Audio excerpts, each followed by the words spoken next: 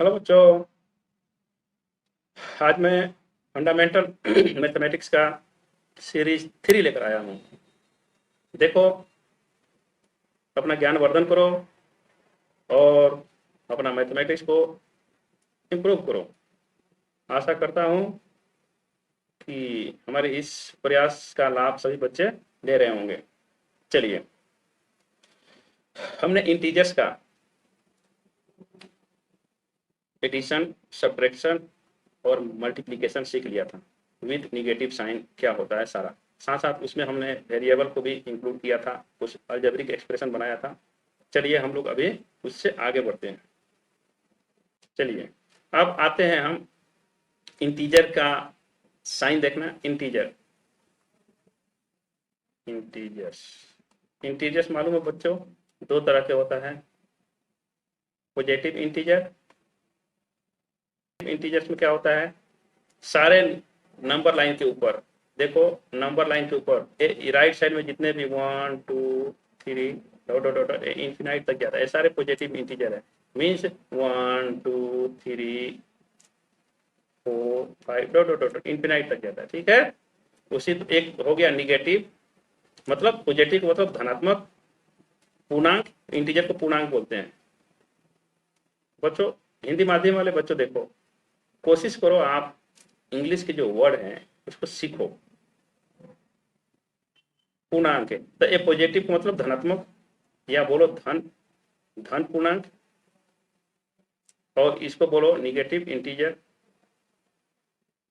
मतलब होगा ऋण, ऋणात्मक पूर्णांक। ठीक है, तो ऋणात्मक पूर्णांक में क्या होता है, ऐसा माइनस लग जाएगा, -1 -2 -3 -4 -5। मैं चर्चा कर रखा हूं। ठीक है, चलिए अब देखो यहाँ पर एक आपका इंटीजर है 5 और एक इंटीजर है 2, इसको डिवाइड कर रहे हो 2 से। ये भी इसका प्लस साइन था, ये भी प्लस साइन था। मेरा अभी भी जिसको दिक्कत हुआ है साइन को लेकर, वो मेरा सीरीज 1 और 2 को एक बार जरूर वॉच कर लें। चलिए, तो अब देखना है यहाँ पर ए 5 पॉजिटिव है, ए भी पॉजिटिव है। अगर कोई साइन नहीं है तो उसको पॉजिटिव माना जाता है, पॉजिटिव रहता है। ठीक है, चलो अब देखना, एक मान लो कि निगेटिव है और एक पॉजिटिव है, तो ध्यान रखना इसका वैल्यू निगेटिव हो गया। आप यहाँ पर साइन लगा सकते हो, साइन अपॉन 2, 5/2 यहाँ साइन लगा सकते हो, नहीं तो आप -5 को यहीं छोड़ दो। ठीक है, समझ में आ गया, ध्यान रखो। चलो ये समझ लिया, मतलब न्यूमरेटर में अगर निगेटिव है तो एक ही है, डिनोमिनेटर में नहीं है। आप देखो, अगर मान लो कि -7 और नीचे भी -5 है इंटीजर, तो ऐसे में दोनों अगर न्यूमरेटर में और डिनोमिनेटर में, मतलब अंश में और हर में, दोनों में अगर सेम साइन हो, वह दोनों का माइनस है, तो ऐसे में माइनस हट जाएगा, इसका मतलब हुआ 7/5। ध्यान रखना। ठीक है, नेक्स्ट, अगर 7 एक इंटीजर है, न्यूमरेटर में हो, अंश में, और नीचे में अगर हो, हर में माइनस हो, तो इसका वैल्यू ध्यान रखना कि ये माइनस का जो साइन है ये ऊपर चल जाएगा, -7/5। तो कोई अंतर नहीं है, एक साइन हो या न्यूमरेटर में हो या डिनोमिनेटर में हो, अगर एक ही निगेटिव साइन है तो उसको हम न्यूमरेटर में लिख सकते हैं, उसको हम अंश में लिख देंगे। ठीक है, समझ में आ गया। चलो ठीक है, आगे देखते हैं। इसको बोलते हैं भिन्न, भिन्न। ठीक है, भिन्न को क्या बोलते हैं, फ्रैक्शन। ठीक है, ध्यान रखना। तो अगर मान लो 5/2 एक भिन्न है, तो इसमें क्या होता है, अंश होता है। भिन्न में क्या होता है, अंश होता है, और नीचे में क्या होता है, हर होता है। तो अंश और हर से मिलकर बना है, उसको बोलते हैं भिन्न। ठीक है, और नीचे वाला को बोलते हैं हर। ये हो गया न्यूमरेटर, और नीचे वाला को क्या बोलते हैं हम, डिनोमिनेटर। तो अब दो भिन्न है, तो दो भिन्न का अगर हमको तुलना करना है कि कौन भिन्न बड़ा है कौन छोटा है, तो 5/7 एक भिन्न है, और आपके सामने एक दे दिया यहाँ पर 7/3। ये दो भिन्न है, हमको पता नहीं चल रहा है कौन बड़ा है कौन छोटा है। तो ऐसे में क्या करना है, इसके डिनोमिनेटर को इसके न्यूमरेटर से मल्टीप्लाई करना है, इसके डिनोमिनेटर को इसके न्यूमरेटर से मल्टीप्लाई करके चेक कर लेना है। ठीक है, तो ये देखो, इसको अगर हम मल्टीप्लाई कर रहे हैं, इजी मेथड बता रहा हूं, तो ये 15 हो गया, और इसको कर रहे हैं तो ये 49 हो गया। इसका मतलब कि ये बड़ा है।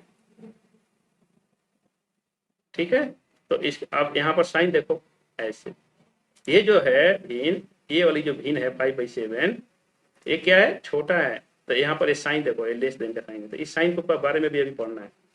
और इस अब 7 में 7 का मल्टीप्लाई किया तो 49 हो गया, तो 49 क्या है, बड़ा है। देयरफॉर 7/3 ग्रेटर, बोलेंगे 7/3, ठीक है, एक ग्रेटर देन का साइन, ठीक है, 5/7। इसका दूसरा तरीका क्या है, देखो फिर से क्या करना है, 5/7 और नीचे हमें आपका क्या है 7/3।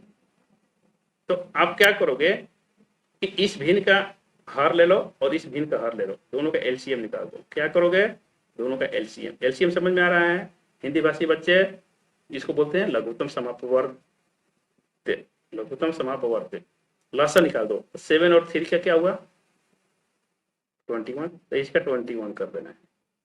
ठीक है, अब 21 किया, देखो आपका एक्चुअल जो भिन्न है 5/7 है, आप 7 को तो 3 से मल्टीप्लाई करके 21 कर दिया। ठीक है, अब इसमें 7 से डिवाइड कर दीजिए, 3 आएगा। अब इसी 3 से 15 को, इसको 15/21 का, देखो इसको जब आप सिंप्लीफाई करोगे, इसको जब आप हल करोगे, तो देखो 3 5 जब 15 3 7 इतना ही आएगा। ठीक है, इसका देखो इसके नीचे भी 21 करना है, जो एलसीएम निकाला आपने 7 और 3 का एलसीएम जो निकाला वो नीचे लिखना है। अब देखो 3 7 जा किया तो 7 7 जा 49 करना है। अब ये इसको बोलते हैं हम लोग इक्विवेलेंट फ्रैक्शन, इसको बोलते हैं हम इक्विवेलेंट फ्रैक्शन। तो 5/7 को 15/21 लिख सकते हो, ठीक है, और 7/3 को हम 49/21 लिख सकते हैं। अब इससे हमको कंपेयर करना इजी हो गया। अब 15/21 है, आई है 49/21। अगर हर बराबर हो, डिनोमिनेटर बराबर हो, तो जिसका न्यूमरेटर बड़ा वो बड़ा, तो कौन बड़ा है, 15 बड़ा है कि 49 बड़ा है, 49 बड़ा है। इसका मतलब कि ये जो है फ्रैक्शन बड़ा है, 7/3 ग्रेटर देन 5/7। समझ में आ गया। अब देखो इस साइन, एक दो साइन के बारे में समझो। इस साइन को बोलते हैं ग्रेटर देन, ग्रेटर देन, और इस साइन को बोलते हैं लेस देन, लेस देन। मतलब इस साइन को बोलते हैं बड़ा है, इस साइन को बोलते हैं छोटा है। तो इसको बोलते हैं से बड़ा, ग्रेटर देन है ना, मतलब किससे ग्रेटर, देन है तो से बड़ा, ए लेस देन तो मतलब से छोटा। ठीक है, अब इस साइन का यूज देखो, इस साइन का यूज ये सारे क्लास 5 6 ये सब में ये सब पढ़ना था, लेकिन जिन बच्चों ने ध्यान नहीं दिया, कमजोर रह गए, वो आज यहाँ से लाभ ले और अपना मैथ को इम्प्रूव करें। चलिए, जैसे मान लीजिए 18 है, ठीक है, और यहाँ पर 14 है, तो 18 और 14 में कौन बड़ा है, 18 बड़ा है, तो ऐसे साइन देंगे ग्रेटर देन 18। ये जो बड़ा रहेगा उसके साइड में मुंह खुला रहेगा। ठीक है, अब इसी चीज को आप ऐसे भी लिख सकते हो। देख, अगर आप 14 को पहले लिख रहे हो, ऐसे दिया है 18 को, तो आप अभी क्या करोगे, लिख को पढ़ोगे 14 लेस देन 18। तो हमेशा जो बड़ा रहेगा उधर ये देखो मुंह खुला रहेगा इस साइन का। ठीक है, ये इसका और इसमें कोई अंतर नहीं है। और पढ़ने का तरीका, आप 18 ग्रेटर देन 14 पढ़ो या 14 लेस देन 18 पढ़ो, दोनों सेम है। ठीक है, तो अब लेस देन ग्रेटर देन का साइन के बारे में समझ में आ गया। अब एक टॉपिक रह गया इंटीजर में ही, इंटीजर में ही एक टॉपिक रह गया, इसको बोलते हैं एब्सोल्यूट वैल्यू, शुद्ध मान, शुद्ध मान। एब्सोल्यूट वैल्यू को इसको मॉडुलस भी बोला जाता है, ध्यान रखना है, मॉडुलस, मॉडुलस। ये क्या होता है, तो एब्सोल्यूट वैल्यू अगर मान लो -5 है, -5 का एब्सोल्यूट वैल्यू पूछेगा, एब्सोल्यूट वैल्यू वैल्यू पूछेगा, तो आप -5 को ऐसे कर देना है, इसको मॉडुलो साइन बोलते हैं, इसको स्क्वायर साइन बोलते हैं, मॉडुलो साइन। तो एक क्या बोलता है, इस साइन के अंदर में जो भी रहेगा इंटीजर, चाहे जो भी रहे नंबर, उसका साइन प्लस कर देगा 5। समझ में आया? एक एग्जांपल हो, जैसे -1/2 है, मॉडुलो साइन के अंदर में है, तो इसका वैल्यू हुआ 1/2। इसको इसी को बोलते, सॉरी, एब्सोल्यूट वैल्यू, शुद्ध मान। ठीक है, जो जो चीज बता रहा हूं इसको सब नोट कर लो, ताकि आपका फंडामेंटल मैथ इंप्रूव हो जाए। नेक्स्ट टॉपिक है सक्सेसर, और एक है प्रेडिसेसर।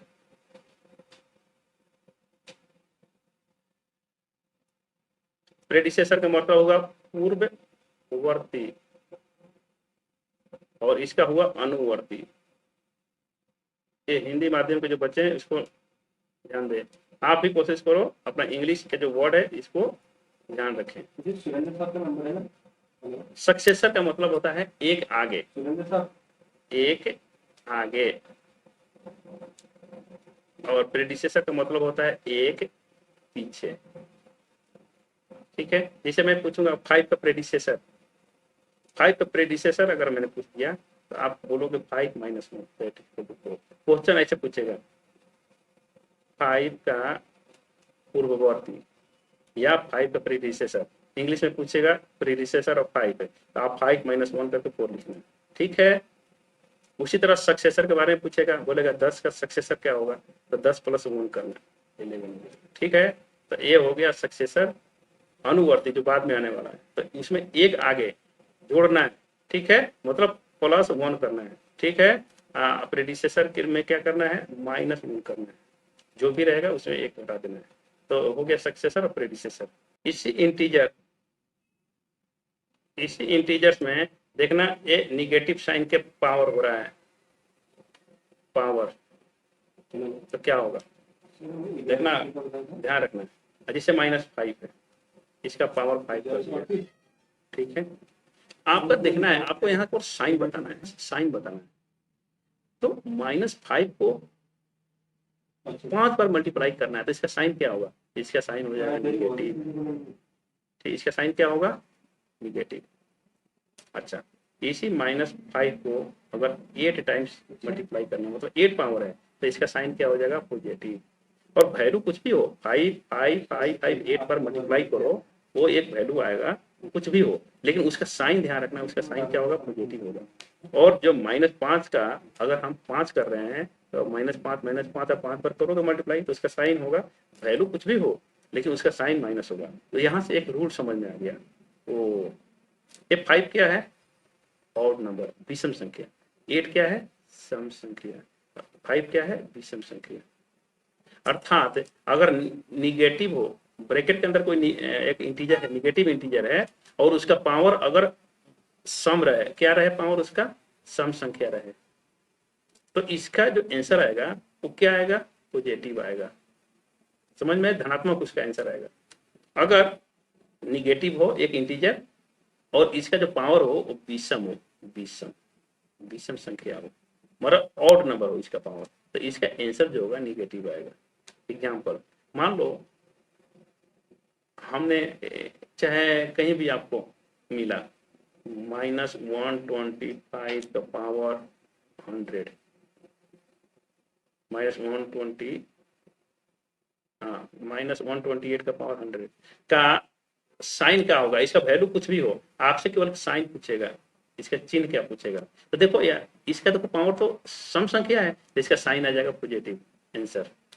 उसी तरह माइनस माइनस, मान लो कि 100 है, इसका पावर आपको दे दिया 121, अब बोलेगा कि इसका साइन क्या होगा, बस इतना ही पूछेगा, साइन, इसका वैल्यू नहीं पूछेगा, इसलिए इसका वैल्यू निकालना बहुत आसान मतलब नहीं है। बहुत 100 को आप कितना बार 121 बार मल्टीप्लाई करोगे, समझ में आ रहे हो ना।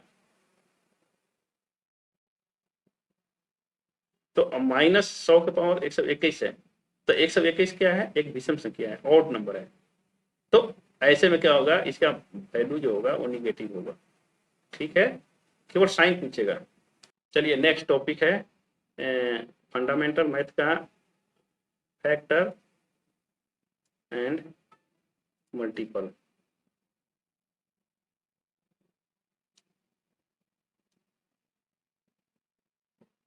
इसको हिंदी में बच्चों देखो, हिंदी मीडियम वाले इसको बोलते हैं अपवर्तक, इसको बोलते हैं अपवर्त, इसको भाजक भी बोलते हैं, भाजक, और इसको भाज्य भी बोलते हैं। ठीक है, ये सब अलग अलग नाम है। अब फैक्टर के बारे में समझो। फैक्टर, फैक्टर का मतलब होता है काटने वाला, मतलब इसको बोलेंगे डिवाइजर, एग्जैक्ट डिवाइजर, एग्जैक्ट को पहले लिख दो, एग्जैक्ट डिवाइजर इसको बोलेंगे जब कंप्लीटली काट दें, अर्थात इसको हम बोल सकते हैं काटने वाला। ठीक है, अब जैसे मैं बोलूंगा 10 का फैक्टर बताओ, तो 1, 2, 5 और 10, बस इसके अलावा 10 का फैक्टर नहीं है। अब इससे हमको क्या पता चला, यार जितने भी फैक्टर होते हैं किसी भी नंबर का फैक्टर, जैसे मान लो मैंने पूछ दिया कि 20 का फैक्टर बताओ, 20 का फैक्टर, तो आप क्या बोलोगे, 1, 2, 3 नहीं है, 4 है, 5 है, 10 है, 20 है। यार ये मैं क्या देखा हूँ कि फैक्टर जो होते हैं वो फाइनाइट होते हैं। फाइनाइट मतलब जिसको गिन सकते हैं, गिनती जिसकी हो सकती है, गिनती हो सकती है, निश्चित है, निश्चित। ठीक है, फाइनाइट। तो देखो फैक्टर क्या होते हैं, फाइनाइट होते हैं। समझ में आ गया फैक्टर। और अब बता रहे हैं मल्टीपल्स, अब इसका यूज क्या है वो भी बताएंगे।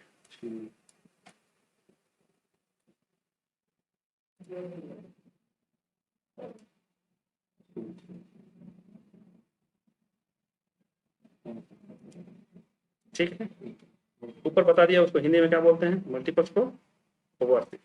अब मल्टीपल्स का मतलब क्या होता है, कटने वाला, काटने वाला नहीं, कटने वाला, कटने, कटने वाला मतलब डिविडेंड, डिविडेंड। देखो ऐसे डिवाइड करते हो ना, तो यहाँ जो होता है कटने वाला यहाँ रहता है, ये डिविडेंड हो गया, यहाँ काटने वाला यहाँ रहता है डिवाइजर, और यहाँ पर क्या होता है कोसेंट, और नीचे रहता है रिमाइंडर। ठीक है, तो कटने वाला, तो ये मल्टीपल, देखो याद करो, मल्टीपल टेबल पढ़ा हुआ आप लोगों ने, तो आप बोलूंगा कि 2 का मल्टीपल,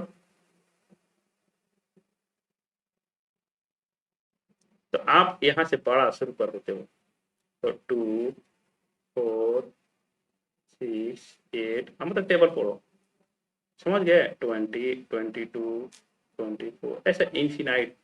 तो मल्टीपल्स क्या होते हैं, इन्फिनाइट होते हैं। क्या होते हैं, इनफाइनाइट होते हैं, असीमित,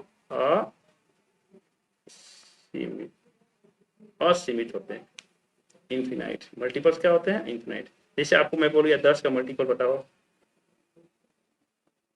मल्टीपल्स, तो आप 10, 20, 30 dot dot dot infinite multiples हो गए। तो क्या देखा, मल्टीपल्स क्या होते हैं, इनफाइनाइट होते हैं, फैक्टर क्या होते हैं, फाइनाइट होते हैं। समझ में आया, चलो।